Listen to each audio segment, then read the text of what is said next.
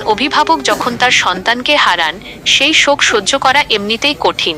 তার উপর যদি ভুল চিকিৎসা এবং পরবর্তীতে নির্যাতনের মতো অভিযোগ ওঠে, তবে তা পুরো বিচার ব্যবস্থা ও চিকিৎসা সেবার উপর আস্থার সংকট তৈরি করে। এই ধরনের স্পর্শকাতর সব ছেলেকে মেরে ফেলেছে।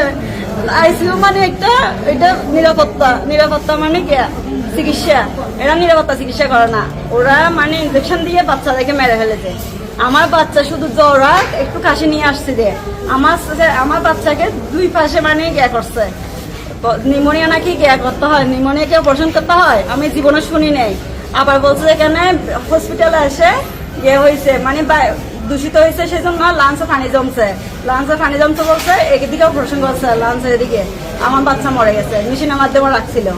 আমার বাচ্চা যদি কেউ বলে বাচ্চায় জ্বর উঠলে কাশি উঠলে আনবেন না হসপিটাল, কোনো ব্যবস্থা নেই। কর্তৃপক্ষ বলছে আমরা এটা দেখছি, তাও আমার বাচ্চা মারা যাওয়ার পরে এর আগে কোনো স্টেপ নেওয়ার মতো কোনো সুযোগ নেই। এরা এখানে আসে না, এগুলি তদারকি করে না। কতগুলি ইন্টার্ন ডাক্তার দিয়ে এখানে আইসিইউ আমার সম্বন্ধী যিনি চেয়ারম্যান পদপ্রার্থী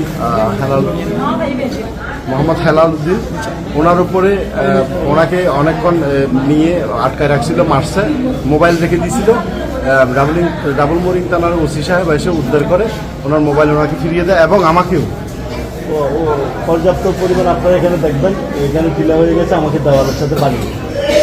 তারপরে এই হচ্ছে চিকিৎসা ব্যবস্থা। এর আগেও